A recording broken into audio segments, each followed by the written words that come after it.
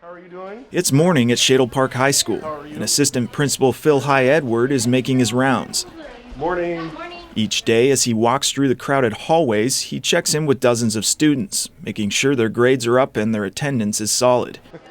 Awesome, well done. I gotta call your mom.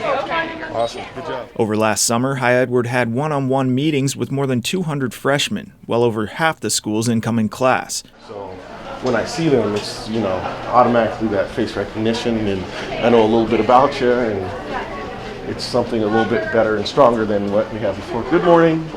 And Edward isn't the only one reaching out at Shadle. Staff members from the school office to the lunchroom make a real effort to get to know students as individuals, says senior class president Jake Geldbach. We have the best teachers in the city, if you ask me.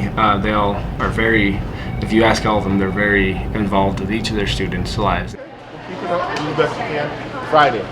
Come see me Friday morning before school. This isn't just about being friendly. These check-ins, weekly progress reports, and one-on-one meetings are about being proactive instead of reactive when it comes to at-risk students, those identified as needing some extra help and attention. I wish we could do it with everybody, but we don't. We just, kind of hit the kids we think that, are in that spot, and if we have that agreement with parents, it works out awesome.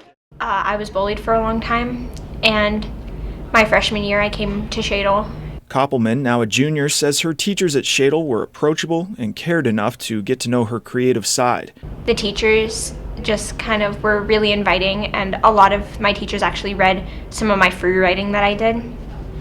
And they talked to me through stuff when I was having trouble. Shadle counselor Chris Moore says hearing students' stories, getting to know their families, adds fuel to her fire to help. I'm very passionate about building relationships and helping our families and kids. She sits on the Community Truancy Board, which helps high-risk students overcome challenges that often lead to skip school. We have a team of community members there to provide additional support, interventions. It's to keep them out of the court system. It's to hear their story, because every child has a story. Edwards admits sitting down to suss out the reasons for a student's behavior is a lot more time-intensive than just issuing a suspension. But the results justify the effort, he says. Where do you want this person in 10 years? Because in 10 years, they're going to be in our community. They're fixing the tires in your car. They're serving you food. They're in your mouth as your dental hygienist, okay? Let's educate them as if we want them to be successful in those positions. He points out that 77% of students who attend truancy interventions never re-engage with the court system. What I found is, I'm not having those discussions anymore. I'm not having those court discussions. I'm not going downtown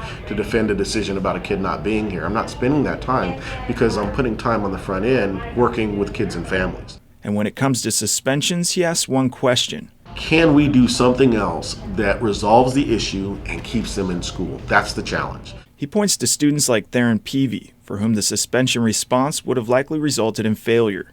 Peavey didn't attend too many classes when he first started high school. I was in and out of homes, walking on the streets. Didn't really have much. He moved into a group home, then a foster home his junior year, his first at Shadle. That's when he met Edward. And then I started to see how he was doing things, how other kids were living, and what this school life was, and talking with him, just being able to talk to somebody and be real with him kind of helped me with that. Now a senior, Peavey's caught up on credits and on his way to graduation, with sights set on technical school. He says he found his motivation to succeed at Shadle. I've gotten farther in the last 2 years I've been here than I have in 18 years of my life. He would have been gone, but we chose another route, and that's where I saw the importance of the philosophy we have now, is the fact where it is all about relationships, and we need to take each kid as an individual and give them the support that they need. We have a strong belief here that when we intervene from the very beginning with caring teachers and build a community, that it's working for us. Assistant Principal Sharon Robinson helped start a program called Bridges at the school, placing small groups of at-risk students with teachers in self-contained classrooms. It's working, she says, because of relationships. Kids need to feel connected. They need to feel that an adult cares about them. They need to feel special. They need to feel unique, and they need to feel successful. And so one of the things we're trying to do across the system, not just in Bridges, is find ways for teachers to build relationships with kids. For him, it was just to recognize that somebody respected me. Somebody, respected me enough to listen to my opinion. That was it. That was it. It's very simple, very small to us. To him, it was huge. It was life-altering. Hi Edward makes no claims that Shadle has it all figured out, but he says they're dedicated to reaching every student and making them understand that school isn't going to hinder them from success.